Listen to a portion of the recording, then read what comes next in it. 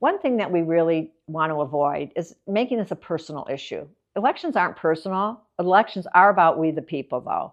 And our elected officials should be responsive to that. This isn't a personal attack. And we know that there was a lot of sensitivity to that after 2020 with people feeling that they were being attacked.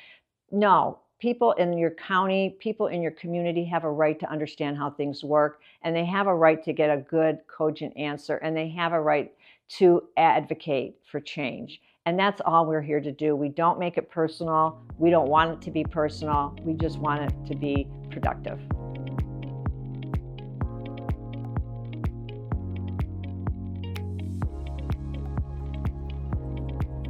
My name is Kathy Harms. I'm a citizen in Williamson County. I have been involved in election integrity since the 2020 election. What we are is a group of volunteers, the Tennessee Fair Elections Coalition. And we tap in by asking people to come on our calls on Mondays and learn for themselves so that they can be an advocate in their own county, go in, learn about elections in your county, understand how it works. We work on voter roll list maintenance, helping the counties. We're using technology to help on that. And we work with the vendors and we work with national organizations. I don't think that they really realize that so much has been marketed to them for convenience, quote unquote, and it's been at the sacrifice of security and accuracy in our elections. They feel that the information that they have, that this is the way it's always been done, when in reality there's a history to elections. And we always used to vote in the beginning of time here in person, in precincts, on election day. And so much of that has fluctuated because of marketing more than the request of the people. Change has been foisted upon them without their voice. And elections would be the one place you would expect that their voice should be heard.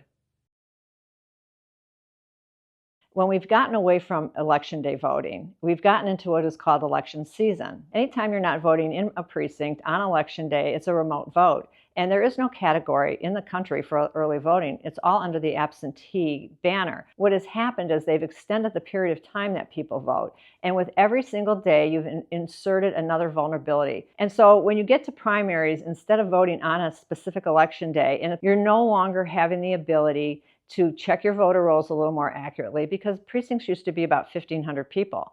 Now we're having anybody in the entire county can vote anywhere.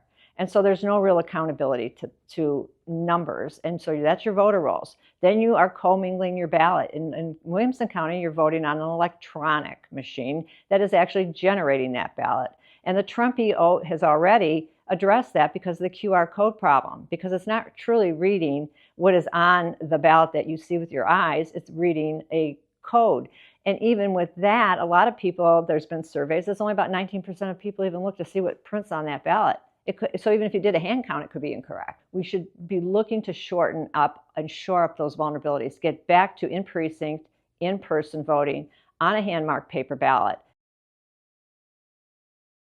First of all, the programming, as I said, is proprietary software. So we're not truly able to do a forensic audit in any election. You cannot get in, you don't know how it's done. We say that we're not connected to the internet, but we know that there's technology out there now that can trigger a connection without anybody knowing.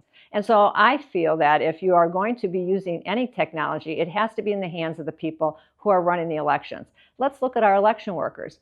Our election workers are supposed to be people like you and I. We're not supposed to have to be a technology expert. We should be able to easily understand the election process, and we can't. It has to be outsourced to an IT person who does that work. And we've seen the breakdown of these machines. People should be able to complete their ballot themselves. We are an educated people that can fill out the bubbles. I think almost everybody's taken a standardized test. We can do that. And that gives us an artifact post-election, because even if you put it through the tabulator, at least you have the voter's intent that was captured by the voter.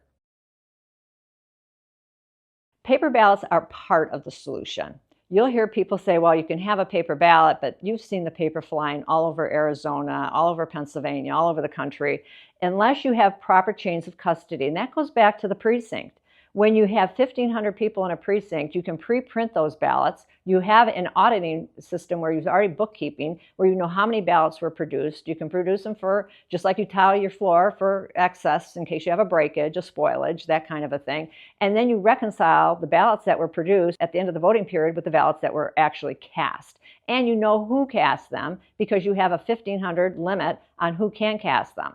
So the paper's part of it. But it has to have the proper chain of custody. You have to have the control over the voter, and you have to have a control over the count. We always say authenticate the voter, authenticate the ballot, authenticate the count. When you've only got 1,500, we just had a person from the Federal Election Commission went to Romania, and he observed the Romanian election, long ballot. They did it on election day on a hand-marked paper ballot with a hand count and finished it in a day. We should be able to do that, and even if you're against a hand count, at least the paper can be validated post-election.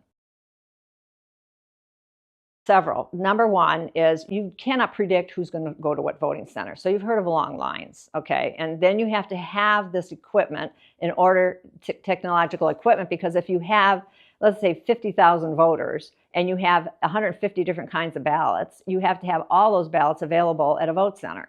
If you're in a precinct, you only have to have the 1 or 2 ballot types per precinct. So that is number one. Number two, when you don't know how many people are going to show up, you have a staffing issue. And then that creates a problem. Then you have to have, you don't know who they are. You can't keep calling every precinct to say, Sally Sue is voting here. Did they vote, every other vote center that day? So they're connected, networked. They are networked. And so they use what's called e-poll books, because they have to know if you voted in every single vote center in a day or during that period of time. Thirdly, you have to have a machine that generates that ballot. We talked about that. Electronically generating ballots, whether it's a ballot marking device or a ballot on demand, which is a printer, they'll program that in to print you your ballot type. Now you've got another thing, and that's a time thing. We have found, studies have shown that the real hang-up is in the check-in. It's not in the person casting their ballot. You can set up 500, 300, 100 different little locations where people can hand mark their ballot. But if they're waiting for the machine, they're waiting for their ballot to be figured out at the check-in, that's where the backup is at a vote center. And then finally, those machine tabulators are managed in most contracts to be serviced to every 2,000 ballots that go through them. We're not doing that. And so you get a lot of breakdowns. You'll say the ballot, the tabulator jammed, the tabulator didn't advance. That was the October 2021 issue. So you have all these variables that have been introduced, and most of them are technology. And now we're seeing this technology is supposed to be a good housekeeping seal of approval from the Election Assistance Commission federally. However, these e-poll books are not managed that way. And then there's other third parties now trying to come in. And I can give you names of a couple. One is Enhanced Voting in Shelby County. Another one is called Democracy Live. And what they're going to do for us, they're going to help us because they're going to help geomap us. How many of us wanted to be geomapped during COVID? We remember that? They were telling how many people were really out and about, were supposed to be at home. Well, geomapping so they can say, oh, that vote center's got a long line. You can go over there, and we can just store all of that data for you. They're doing us a favor, right, for a service that we do not need. When you vote normally in a precinct, we used to have paper books. You came in, they saw your name, you signed, and off you went. When you can vote anywhere, you have to have all of the voter roll for the entire county. You cannot cross-reference whether or not that person's already voted because they can vote anywhere. But what they do is they do that electronically now in order to avoid that situation, because once it's been electronically networked across the county that you showed up on this day and you voted, and if you try to vote across town, it would be on the network. And that's an electronic poll book. And they have become more and more popular with vote centers. And that is another big vulnerability. These are very major issues they've had across the country with them. It's a major vulnerability. It's confusing.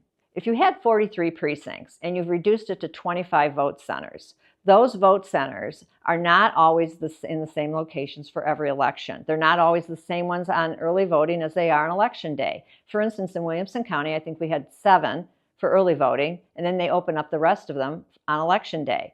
Well, if there's only 7, that's limiting access. And we have a great state constitution that talks about access, talks about purity of the ballot box, election day, precincts, and that kind of thing. And when you are limiting and saying it's for convenience, because I work in Cool Springs and I live in College Grove, that, oh, that's a convenience. Is it really? Because the people who live in College Grove, their precinct now is shut. And I have 3 small children. I can't go down the street to where my precinct used to be. You've limited the amount of places people can vote. And that is a problem. And who decides where those get placed? The placement of vote centers can affect the outcome of an election. And when you have 50 to 80% voting remotely on and it's remote voting, anything that's not on election day, if they're remote voting 50 to 80% of the vote, that is a lot of ability to skew an election. I'm not saying that is happening. I'm saying it's a vulnerability that is it's too big to take the risk, in my opinion. Their elected officials are the ones that really control this, because they're the ones who appoint your election commission. It is in the hands of the election commission whether or not you have vote centers. Nobody else can make that decision. The problem is, once the decision has been made, there's nothing in the Tennessee law that lets you get out of it. We have to pressure our elected officials on this, because they're the ones who created the pathway. They're adding them to more and more counties every year, and we are really going in the opposite direction of what the people want. They need to contact their legislator. They need to get involved. There's several ways to get involved. We at Tennessee Fair Elections have a Zoom every Monday. We're also partnered with a national organization that are taking these very issues and writing model policy for legislators across the country. And that's an important thing. A lot of people don't know. And we market ourselves into this situation. We can get ourselves out.